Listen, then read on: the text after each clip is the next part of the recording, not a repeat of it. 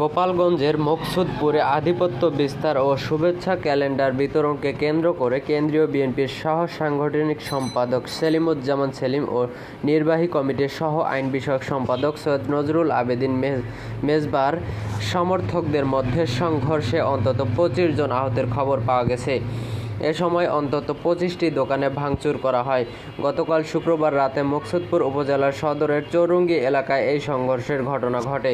জানা যায়, উভয় গ্রুপের নেতাকর্মী সমর্থকরা আজ শনিবার 11 জানুয়ারি সকালে আবারও দেশি অস্ত্র নিয়ে শোডাউন করায় এলাকায় থমথমে অবস্থা বিরাজ করছে। পরিস্থিতি নিয়ন্ত্রণে অতিরিক্ত পুলিশ মোতায়েন করা হয়েছে। প্রত্যক্ষদর্শীরা জানান, গত শুক্রবার রাতে উপজেলার স্থানীয় চৌরঙ্গি মোড়ে সৈয়দ নজরুল আবেদিন মেজবার শুভেচ্ছা ক্যালেন্ডার বিতরণ করছিলেন উপজেলা ছাত্র দল নেতা জিম। এ নিয়ে সেলিমুজ্জামান সেলিমের কয়েকজন সমর্থক ক্যালেন্ডার বিতরণকারীকে মারধর করে। এ খবর ছড়িয়ে পড়লে দুই পক্ষের মধ্যে কথা কাটাকাটি ও ধাওয়া পাল্টা ধাওয়ার ঘটনা ঘটে। মুহূর্তের মধ্যে মকসুদপুর উপজেলা সদরে দুই পক্ষের সহস্রাধিক কর্মী সমর্থক রাস্তায় বেরিয়ে আসে। এক পর্যায়ে লাঠি ও দেশীয় অস্ত্র নিয়ে সংঘর্ষে জড়িয়ে পড়ে তারা। এ সময় উভয় পক্ষ একে অপরের দিকে ইটপাটকেল নিক্ষেপ করলে পুরো এলাকা রণক্ষেত্রে পরিণত হয়।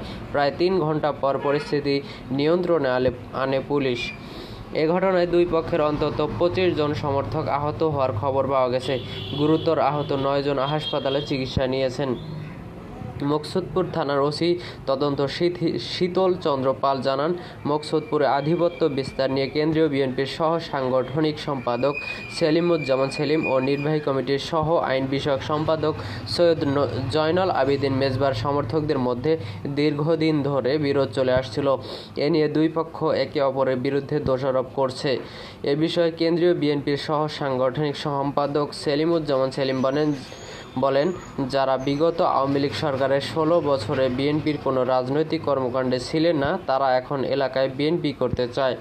এমনকি তারা আওয়ামী দোসরদের বিএনপি রাজনীতিতে সক্রিয় করতে চাচ্ছে। তাদের দলে কোনো অবস্থান নেই জেনেও এই হামলার ঘটনা ঘটিয়েছে। আমি বিশ্বাস করি মকসুদপুর উপজেলা বিএনপিতে কোনো গ্রুপিং নেই। কেন্দ্রীয় বিএনপির নির্বাহী কমিটির সহ আইন বিষয়ক সম্পাদক সৈয়দ জয়নাল আবেদিন মেজবা বলেন, গত শুক্রবার রাতে আমার ক্যালেন্ডার বিতরণ করার সময় আমার কর্মীদের ওপর কেন্দ্রীয় বিএনপির সহ সাংগঠনিক সম্পাদক সেলিমুজ্জামান সেলিমের লোকজন হামলা চালিয়েছে। পরে পুলিশের উপস্থিতিতে হামলা চালানো হয়। এ সময় দোকানপাট ভাঙচুর করে। সেলিমুজ্জামান সেলিম আওয়ামী লীগ পরিবারের সদস্য। তিনি উল্টো আওয়ামী লীগ কর্মীদের দলে সক্রিয় করতে চাচ্ছে। এছাড়া সেলিমুজ্জামান সেলিম দিদার হত্যা মামলা ও সেনাবাহিনীর উপর হামলা, এই দুটি মামলায় আসামি বানিয়ে অনেকের কাছে চাঁদাবাজি করছেন। তিনি বলেন, আমার বিরুদ্ধে এলাকায় চাঁদাবাজির কোনো অভিযোগ নেই। মকসুদপুর থানার ওসি মোহাম্মদ মোস্তফা কামাল সেলিমুজ্জামান সেলিমের নেতাকর্মীদের আশ্রয় প্রশ্রয় দিয়ে এই ঘটনার জন্ম দিয়েছেন। মকসুদপুর থানার officer in charge OC Mohammad Mostafa Kamal জানান, বর্তমান এলাকার পরিস্থিতি শান্ত ও স্বাভাবিক রয়েছে। তবে এখন পর্যন্ত কোনো পক্ষই থানায় মামলা দায়ের করেনি। উপজেলা সদরে পুলিশ মোতায়েন রয়েছে। এ বিষয়ে মকসুদপুর উপজেলা নির্বাহী অফিসার তাজনিম আক্তার বলেন, দুই গ্রুপের নেতাকর্মীদের নিয়ে বিষয়টি মীমাংসার চেষ্টা চলছে। আইন শৃঙ্খলা পরিস্থিতি ঠিক রাখতে সকল ধরনের প্রস্তুতি রয়েছে। আশা করি দ্রুত এই সমস্যার সমাধান হবে। জেলা প্রশাসক মোহাম্মদ কামরুজ্জামান বলেন, বিষয়টি পর্যবেক্ষণ করা হচ্ছে। পরিস্থিতি যাতে খারাপ না হয় সে বিষয়ে পদক্ষেপ গ্রহণ করা হয়েছে। এদিকে আওয়ামী লীগের প্রতিবাদ।